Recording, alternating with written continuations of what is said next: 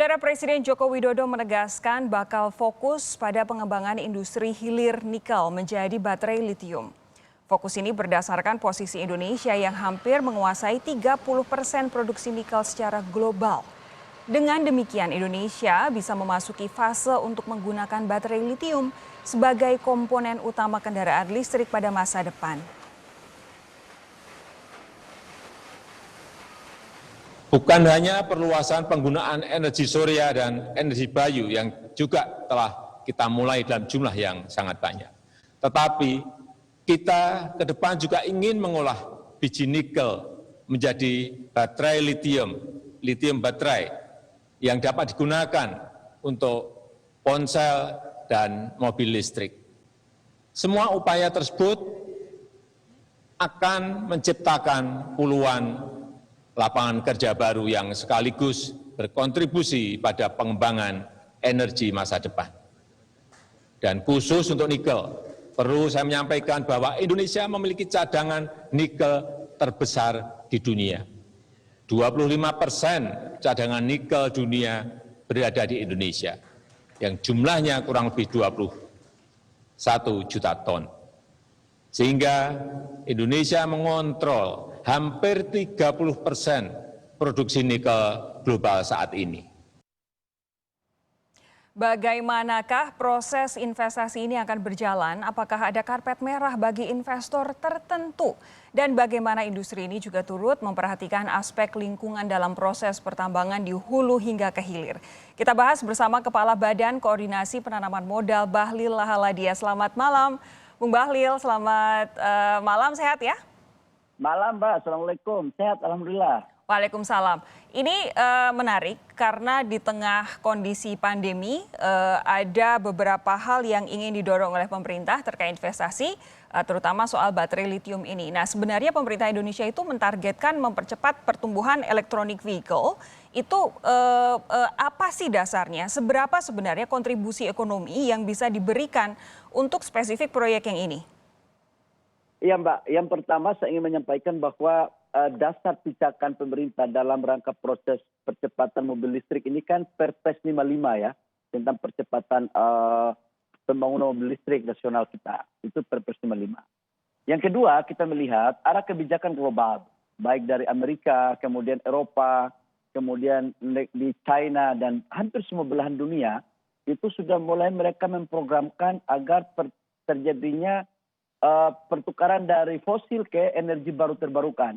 Khusus di Eropa, 2027 itu 50-60% mobil mereka itu sudah pakai mobil listrik.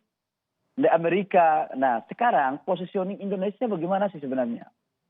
Alhamdulillah sebenarnya kita ini bersyukur kepada Allah ya, karena 50% dari total komponen mobil listrik itu adalah baterai. Nah, baterai itu bahan bakunya yang paling besar itu adalah nikel. Total cadangan nikel dunia di Indonesia itu ada 25%. Dan bahan baku baterai itu selain nikel ada kobalt dan mangan. Artinya dari total bahan baku baterai itu 80% ada di Indonesia. Kalau ditanya berapa sih kontribusi pertumbuhan ekonomi terhadap proses hilirisasi. Saya ingin menyampaikan, neraca perdagangan kita salah satu sumber yang membuat kita impor banyak itulah oil and gas. Kalau mampu kita membangun baterai, tidak hanya baterai mobil, tapi baterai rumah tangga, maka pasti posisi neraca perdagangan kita akan berkurang dari sisi impor oil and gas. Kedua, subsidi kita akan berkurang. Yang ketiga, kita akan menggantikan ini sebagai subsidi impor hilirisasinya. Nah, secara kebetulan pemerintah di era Pak Jokowi yang kedua, periode kedua, itu memfokuskan bagaimana caranya kita menggait investor sebanyak-banyaknya masuk ke Indonesia, khususnya mobil baterai. Dan Mbak, tidak ada yang karpet merah ya kepada salah satu negara atau satu perusahaan manapun. Semuanya sama. Kita berlakukan sama. Nggak ada yang karpet merah. Oke. Gitu. Oke, saya mau menggali soal potensi investasi baterai litium ini nanti dulu, tapi karena tadi Bung Bahlil sempat ngomong tidak ada karpet merah, saya mau konfirmasi lebih dulu bagaimana dengan pemberitaan mengenai lahan gratis yang diberikan terhadap investor tertentu, apakah ini tidak bertentangan dengan peraturan-peraturan yang sudah ada di Indonesia sebelumnya? Lahan gratis ini nggak ada yang kita kasih. Lahan gratis itu kan di kawasan industri Batang. Kalau kawasan industri Batang, memang promosi kita itu adalah 5 tahun pertama gratis. Kenapa ini dilakukan? Karena salah satu yang membuat kita tidak kompetitif dengan negara lain, dengan Vietnam, itu harga tanah. Maka kemudian kawasan industri Batang kita lakukan. Tetapi itu untuk semua yang berkeinginan untuk membangun industrinya di Batang, monggo kita akan kasih. Oke. Tidak ada perkecualian, termasuk investor dalam negeri. Oh jadi gratis 5 tahun, gratisnya hanya 5 tahun, ini sebagai insentif saja begitu ya? Insentif dong. Oke. Kalau semuanya gratis, bisa repot kita ini. Ini bicara bisnis, bisa cuan gitu kan. Iya. Nah, balik lagi soal potensinya itu tadi. Ini kan potensi tidak akan bisa tergali kalau kita sebenarnya tidak punya kemampuan yang mumpuni, memadai. Nah sebenarnya sampai dengan saat ini kemampuan kita seperti apa sih? Saya ingin menyampaikan, pemain baterai dunia itu salah satu diantaranya LG, CATL, BASF. Nah mereka ini sudah punya teknologi dan mereka sudah punya pasar global. Nah kita itu punya bahan baku, kita punya sumber daya alam. Tidak ada satu negara atau satu perusahaan yang memenangkan suatu kompetisi dunia tanpa kolaborasi. Nah disinilah poin yang kita ambil itu adalah bagaimana kita kolaborasikan antara perusahaan yang sudah mempunyai pasar teknologi dengan kita gabung. Nah ketika kita gabung, contoh katakanlah saya kasih contoh LG ya. LG ini adalah gabungan nanti antara Hyundai, kemudian POSCO dan beberapa perusahaan lain, gabung dengan BUMN Indonesia. Di antaranya adalah Antam, kemudian Main ID, kemudian Pertamina, PLN. Dan mereka membangun JV dari hulu ke hilir. Dari tambangnya, kemudian smelternya, prokusur katodnya itu bangun nanti di Batang, baterai sel, mobil, sampai dengan baterai packnya. Nah selain mereka juga berkolaborasi dengan BUMN, di dalam MOU kami sepakati bahwa dari seluruh tahapan rantai pasok, dari konstruksi sampai dengan supply-nya itu juga melibatkan pengusaha nasional yang ada di daerah dan UMKM. Serta bagaimana mengoptimalkan tenaga kerja yang ada semaksimal di dalam negeri. Oke. Jadi ini semuanya Mbak, ini semacam kereta ya. Jadi lokomotifnya itu ada LG dengan BUMN, gerbongnya itu adalah pengusaha nasional, kemudian UMKM, kemudian pengusaha nasional di daerah gitu. Jadi bareng-bareng besar gitu.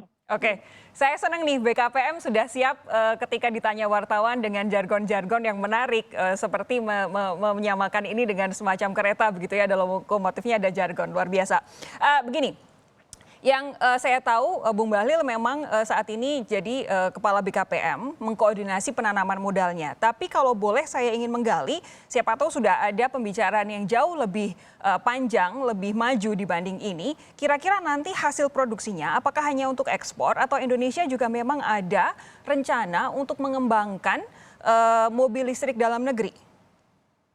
Jadi pertama saya ingin menyampaikan begini.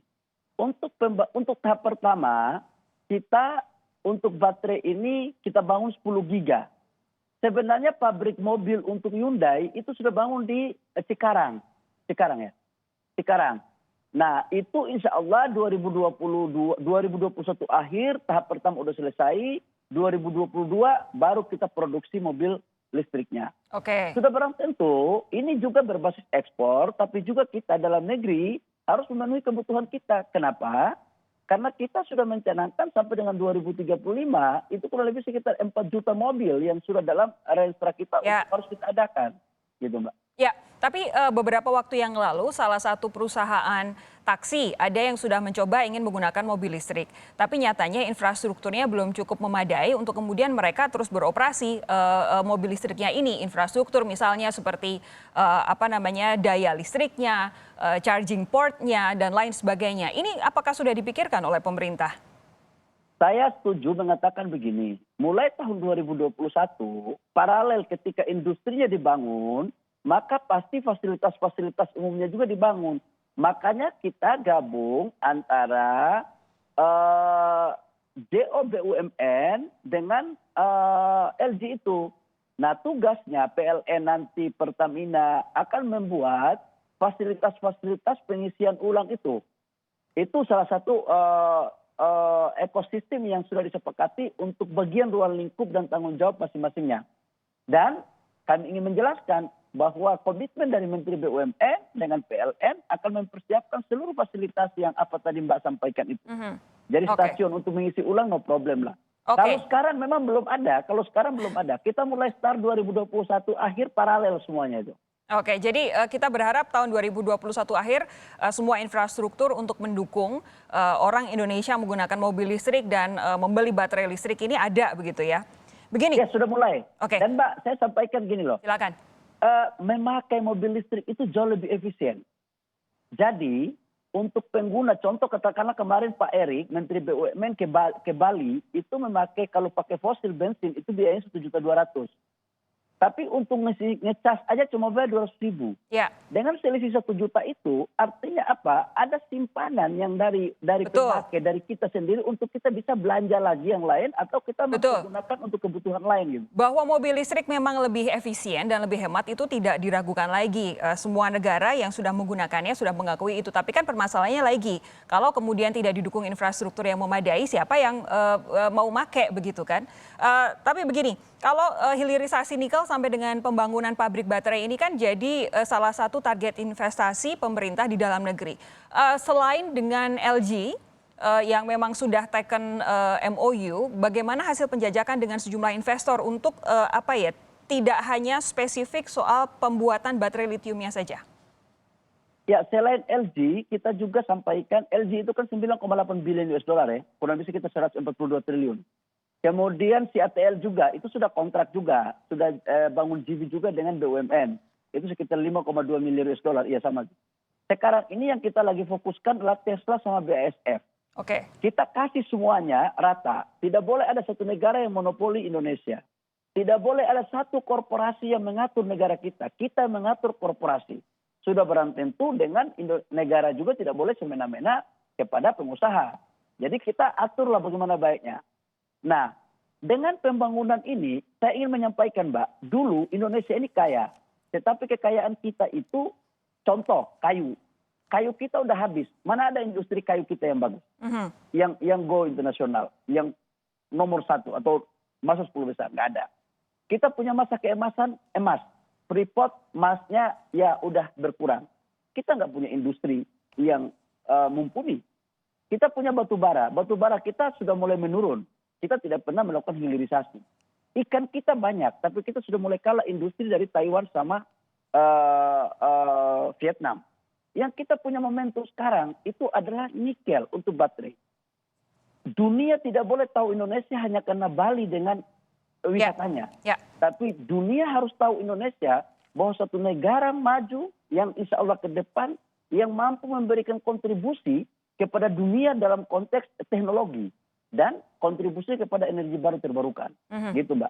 Oke, nah waktu kita tinggal sedikit Bung Bahlil, tapi saya ingin tanya begini. Ini kan memang yang digadang-gadang oleh seluruh masyarakat adalah investasi yang berjalan dengan lancar, membuka keran investasi sebesar-besarnya, diharapkan semua masyarakat Indonesia mengecap manisnya begitu. Nah, bagaimana kemudian pemerintah memastikan bahwa investasi ini bisa digenjot, spesifik soal nikel dan produksi baterai litium ini, tanpa mengeksploitasi pekerja, tanpa mengeksploitasi lingkungan, tapi tetap bisa bersaing dengan negara-negara lain, apalagi karena sampai dengan saat ini Undang-Undang Cipta Kerja saja masih belum berhasil dibikin aturan turunannya. Yang pertama saya ingin sampaikan, kalau Undang-Undang Cipta Kerja Februari ini selesai ya PP-nya, biar clear nih kita. Yang kedua, PP yang mana ini? Semua PP yang terkait dengan turunan Undang-Undang Cipta Kerja akan selesai di bulan Februari. Februari ya? Termasuk PP tentang tenaga kerja. Itu akan clear ya. Yang kedua, kalau ditanya bagaimana pemerintah konsisten dalam rangka membangun sebuah master plan perencanaan investasi yang tidak merusak lingkungan. Kira-kira kan begitu. Yakinlah bahwa negara kita ini negara hukum. Di Undang-Undang Cipta Kerja itu sekarang itu lebih tajam terkait dengan pemberian sanksi kepada perusahaan-perusahaan yang menjalankan usahanya dengan tidak memperhatikan apa yang menjadi kewajibannya khususnya lingkungan. Oke. Dan sekarang kita lebih teliti lagi, Mbak. Yakinlah bahwa akan baik. Kenapa? Kemudian hampir semua perusahaan ini kerjasama sama BUMN supaya tahu betul tata cara tambangnya, lingkungannya. Karena kalau kita tidak menjaga lingkungan, produk kita pun nggak akan laku di Eropa. Ya. Karena itu listriknya pun dipakai dari listrik yang energi baru terbarukan. Oke, itu komitmen bidang lingkungan. Komitmen bidang pekerja.